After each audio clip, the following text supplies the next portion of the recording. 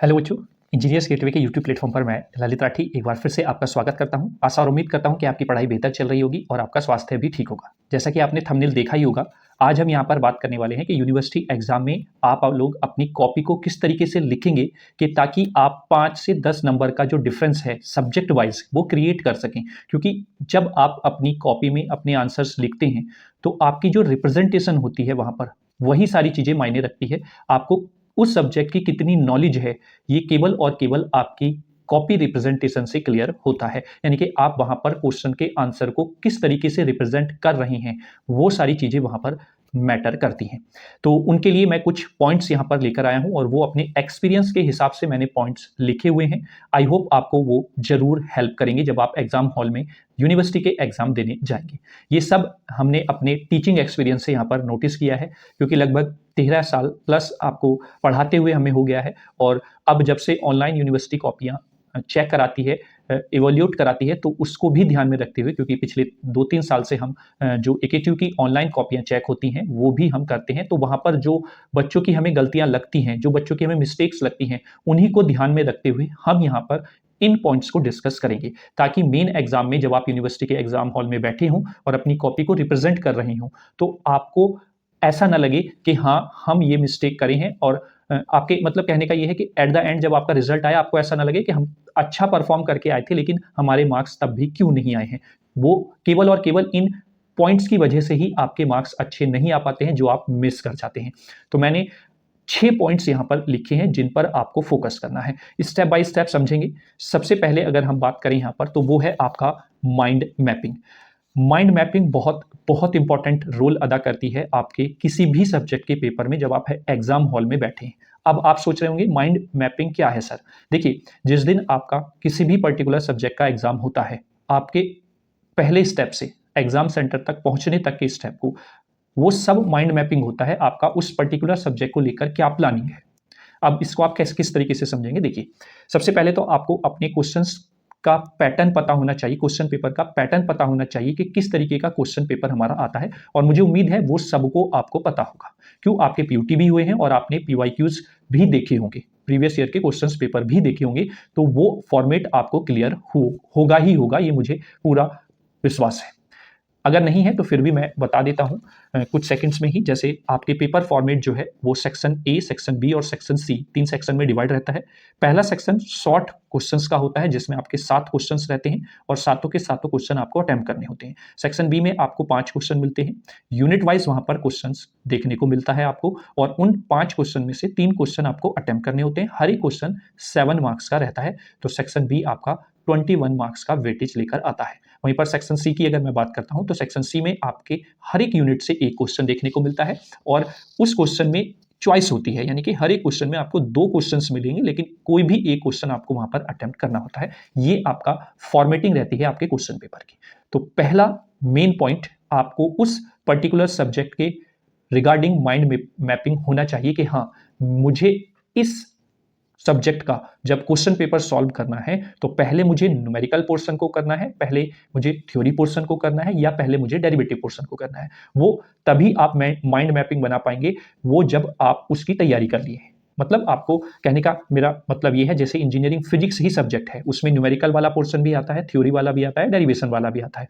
तो अगर आपका स्ट्रॉन्ग है न्यूमेरिकल पोर्शन तो आप कोशिश करेंगे कि न्यूमेरिकल वालों को हम पहले करें, है ना। तो यही कहलाता है माइंड मैपिंग। उस पर्टिकुलर सब्जेक्ट के क्वेश्चन पेपर का फॉर्मेट क्या आपको पहले अटेम्प्ट करना है, वो सब आपका माइंड मैपिंग कहलाता है। तो पहला पॉइंट जो आपको ध्यान रखना है माइंड मैपिंग। अब आते हैं दूसरे पॉइंट के बाद, वो है आपका टाइम मैनेजमेंट, जो कि किसी भी पेपर के लिए बहुत बहुत इंपॉर्टेंट होता है। यानी कि आपका टाइम मैनेजमेंट, आप किस तरीके से टाइम को मैनेज कर रहे हैं अपने एग्जाम हॉल में, क्योंकि वही आपको डायरेक्शन देता है, वही आपको ये बताएगा, वही आपके एग्जामिनर को ये बताएगा कि आपने किस तरीके से अपने आंसर्स को रिप्रेजेंट किया है। ठीक है, क्योंकि वहां पर अगर आप टाइम का मैनेजमेंट नहीं कर पाए तो आपके आते हुए क्वेश्चंस भी छूट जाते हैं। ठीक है, तो उसके लिए आपको, क्योंकि आपके एग्जाम हॉल में डिजिटल वॉच अलाउ नहीं होती है, तो आप एनालॉग वॉच जरूर कैरी करके जाएं। और जब आप उस पर्टिकुलर सब्जेक्ट की तैयारी कर रहे हैं तो टॉपिक्स को जब आप तैयार करते हैं और उसकी प्रैक्टिस करते हैं तो आप टाइम मैनेजमेंट के साथ उस क्वेश्चन को अटेम्प्ट करें, उसके आंसर को लिखने की कोशिश करें कि हाँ आप इस पर्टिकुलर थ्योरी को या इस पर्टिकुलर डेरिवेशन को कितने समय में कर पा रहे हैं। तो ये हो गया आपका टाइम मैनेजमेंट, यानी कि आपको अपने टाइम को मैनेज करके चलना है। और उसका सबसे आसान तरीका है सिलेक्शन ऑफ द सेक्शन, जो कि मैंने शुरुआत में माइंड मैपिंग का जिक्र किया था। क्यों? क्योंकि मैं ऐसा इसलिए कह रहा हूं कि बच्चे जब एग्जाम हॉल में जाते हैं तो उनके पास फ्रेश माइंड होता है, सब कुछ उनका तैयार होता है, तैयार किया हुआ होता है। तो जब वो अगर शुरुआत में सेक्शन ए करने बैठ जाते हैं तो वहां पर पूछा 2 नंबर का जाता है शॉर्ट आंसर, लेकिन उसमें भी वो बहुत कुछ लिख कर आते हैं और वहीं पर उनका टाइम मैनेजमेंट खराब हो जाता है।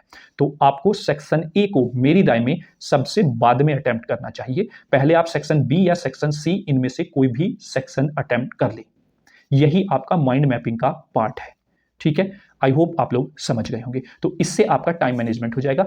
हाँ, सेक्शन ए के लिए अगर आप एंड में कर रहे हैं तो मिनिमम 30 मिनट्स तो आपको बचाकर रखनी ही रखनी है, यानी कि लास्ट के 30 मिनट में आपको उस सेक्शन ए को खत्म करना है, 7 के 7 क्वेश्चंस को। ठीक है, चलिए अब बात करते हैं next, follow answer writing pattern. अब ये क्या होता है इसका भी मैं आपको बता देता हूं। देखिए, आप किस तरीके से रिप्रेजेंट कर रहे हैं अपने आंसर को, वो होता है आपका आंसर राइटिंग पैटर्न। अब उसके लिए आप, अगर मैं आपको दिखाना चाहूं यहां पर, तो आप इस पेपर को देखेंगे ध्यान से। ये पेपर आपको दिख रहा है बच्चों कि जैसे अगर आप पहले सेक्शन सी का क्वेश्चन कर रहे हैं तो आप सबसे पहले ऊपर लिखेंगे सेक्शन सी। अब सेक्शन सी का कौन सा क्वेश्चन आप करने जा रहे हैं वो आप लिखेंगे। जैसे कि सेक्शन सी का मैं क्वेश्चन यहां पर अटेम्प्ट कर रहा हूं थर्ड का बी, तो आप ऐसे आंसर थर्ड बी लिखेंगे और उसको एक बड़े से ब्रैकेट में बंद कर देंगे, ताकि एग्जामिनर को क्लियरिफाई रहे कि आपने सेक्शन सी का कौन से क्वेश्चन का आंसर लिखा है, ताकि एग्जामिनर कंफ्यूज ना हो कि आपने कौन से क्वेश्चन का आंसर लिख दिया है। ठीक है, देन सपोज आप क्वेश्चंस लिखते हुए चले गए, आपने एक पेज भर दिया, दूसरा पेज भर दिया है। जैसे ही आपका क्वेश्चन का आंसर खत्म होता है तो आप यहां पर देख रहे हैं, मैंने यहां पर ये जो लाइन खींची हुई है ये क्वेश्चन के कंप्लीट होने की लाइन है।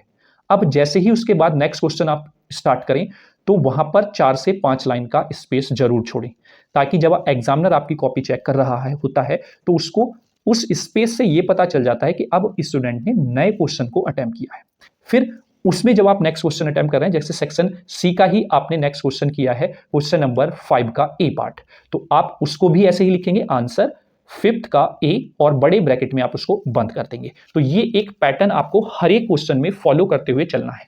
तो इससे होगा क्या कि आपका जो एग्जामिनर है वो क्लियरिफाई रहेगा कि हाँ बच्चे ने जहां पर ये सिंबल मुझे दिखाया है वहां से उसने नया क्वेश्चन अटेम्प्ट किया है।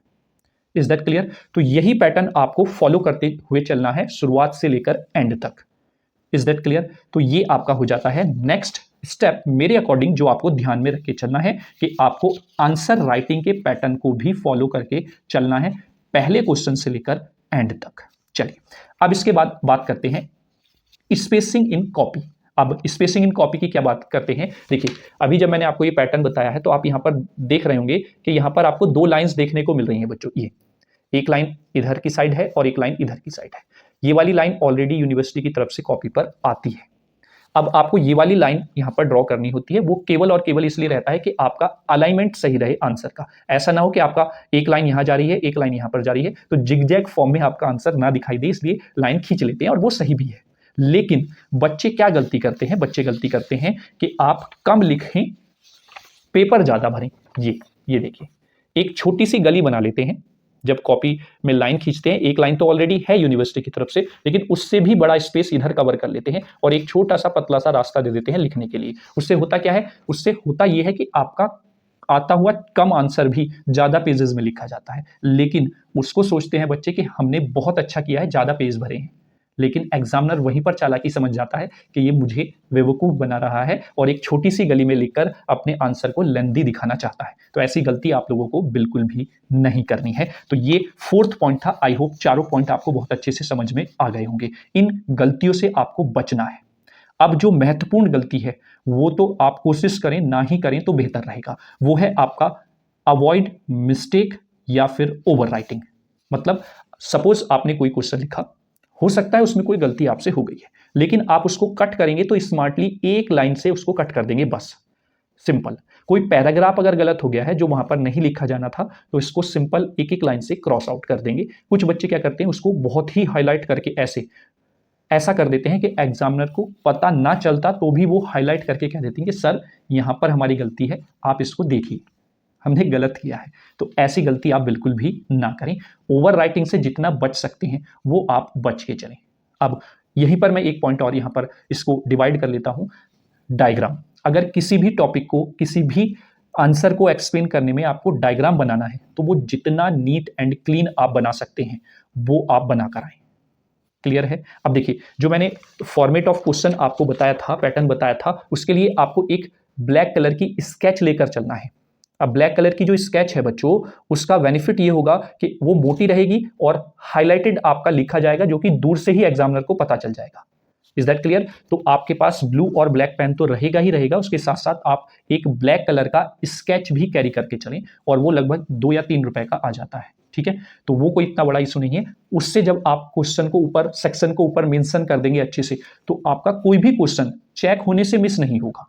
वहां पर ये बेनिफिट आपको मिल जाएगा, जो कि बच्चे कहीं ना कहीं गलती कर देते हैं। अब इसी पैटर्न के साथ साथ मैं एक चीज और आपको बता देता हूं बच्चों। जैसे हमारा ये पेपर है पूरा, इसमें अगर आपका कोई आंसर यहां तक खत्म हुआ है, तो नेक्स्ट क्वेश्चन आप यहां से स्टार्ट कर लें। लेकिन अगर कोई क्वेश्चन यहां पर खत्म हुआ है, तो आप नेक्स्ट क्वेश्चन यहां से बिल्कुल भी स्टार्ट नहीं करेंगे। उसमें क्या होता है, बच्चा जब एग्जामिनर आपकी कॉपी को चेक करते हुए जाते हैं, तो वो ऊपर, सपोज उनका ध्यान नीचे नहीं गया, निचली 2-3 लाइन से आपने नेक्स्ट क्वेश्चन स्टार्ट किया है, तो वो क्वेश्चन जब आगे आपका एग्जामिनर पहुंचेगा तो सोचेगा यार ये इसने कंटिन्यू यही क्वेश्चन किया हुआ है। तो वो चीज भी आपको ध्यान में रखकर चलनी है, यानी कि उस चीज से भी आपको बचना है। चलिए, अब हम बात कर लेते हैं लास्ट पॉइंट की, जो कि इंपॉर्टेंट है। वो है आपका अटेम्प्ट ऑल क्वेश्चंस। आपका हर एक सब्जेक्ट में माइंड मैपिंग होना चाहिए कि मुझे उस पेपर में सारे क्वेश्चंस अटेम्प्ट करके आने हैं, चाहे मुझे आते भी हों चाहे ना भी आते हों।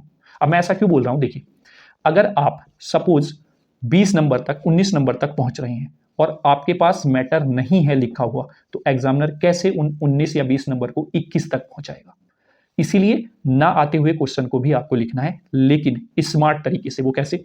देखिए, बच्चे क्या करते हैं, जब अच्छे क्वेश्चन यानी कि जो उनको आते हैं, वो तो इतनी सुंदर राइटिंग में बहुत ही आराम से लिखने की कोशिश करते हैं शुरुआत में, लेकिन जो क्वेश्चन नहीं आते हैं उनको भी वो फिर जब लिखते हैं तो ऐसे लिखते हैं कि जल्दी जल्दी लिख दो, गंदी राइटिंग में। अच्छी राइटिंग होते हुए भी गंदी में लिखते हैं। क्यों? उससे उन्हें ये ऐसा लगता है कि एग्जामिनर को समझ में नहीं आएगा और वो हमें नंबर दे ही जाएगा। लेकिन वहीं पर एग्जामिनर पकड़ लेता है बच्चे की ये चालाकी। वो जैसे ही राइटिंग चेंज देखेगा, वो समझ जाएगा कि या तो इस बच्चे को ये आंसर आता नहीं है या फिर कहीं ना कहीं इसमें झोल है। तो आपको स्मार्ट तरीके से ना आते हुए वाले क्वेश्चन को भी इस तरीके से अटेम्प्ट करना है कि आप उसको उसी राइटिंग में लिखें, ताकि एग्जामिनर को ऐसा अपने आप से डायरेक्टली देखकर महसूस ना हो पाए कि ये क्वेश्चन बच्चे को नहीं आता है। तो ये आपका हो जाता है लास्ट पॉइंट। तो आई होप आप लोग समझ गए होंगे 6 के 6 इंपॉर्टेंट पॉइंट्स जो बच्चे मिस्टेक करते हैं एग्जाम में, जब अपनी कॉपी को उसमें आंसर रिप्रेजेंट करते हैं। तो ये मिस्टेक्स आपको नहीं करनी है, इन सब से आपको बचना है। डेफिनेटली मैं गारंटी के साथ कहता हूं, आप 5 से 10 नंबर का डिफरेंस अपनी नॉर्मल कॉपी में और इन स्टेप्स को फॉलो करते हुए, इन मिस्टेक्स को अवॉइड करते हुए महसूस कर पाएंगे, जब आप एग्जाम हॉल में बैठे होंगे और अपना पेपर कर रहे होंगे, और फिर जब फाइनल आपका रिजल्ट आएगा। तो अगर आप इन सब पॉइंट्स को ध्यान में रखते हुए अपने एग्जाम हॉल में अपने आंसर्स को रिप्रेजेंट करते हैं, तो डेफिनेटली आपको डिफरेंस देखने को मिल ही जाएगा। तो यही पॉइंट्स मुझे आपसे डिस्कस करने थे अपने एक्सपीरियंस से। आई होप आपने ये सारे पॉइंट्स समझ लिए होंगे और इनको आप फॉलो भी करेंगे एग्जाम हॉल में। तो चलिए, मिलेंगे नेक्स्ट वीडियो में। तब तक अगर आपका कोई भी कमेंट, कोई भी फीडबैक हो वीडियो से रिगार्डिंग, तो आप कमेंट बॉक्स में कमेंट जरूर करें। साथ ही साथ अगर पहली बार चैनल पर विजिट कर रहे हैं तो चैनल को सब्सक्राइब भी कर लें, बेल आइकन को भी प्रेस कर लें, ताकि सारी वीडियोस के नोटिफिकेशन समय समय पर आपको मिलते रहें। तो चलिए, आई थिंक आप सबने चैनल को सब्सक्राइब किया भी होगा और वीडियो को शेयर भी कर दीजिए, सभी बच्चों तक वीडियो पहुंचे, ताकि वो भी इन मिस्टेक्स से बच सके। तो चलिए, मिलेंगे एक और महत्वपूर्ण इंफॉर्मेशन के साथ। तब तक के लिए जय हिंद, जय भारत। पढ़ते रहिए, स्वस्थ रहिए। नमस्कार।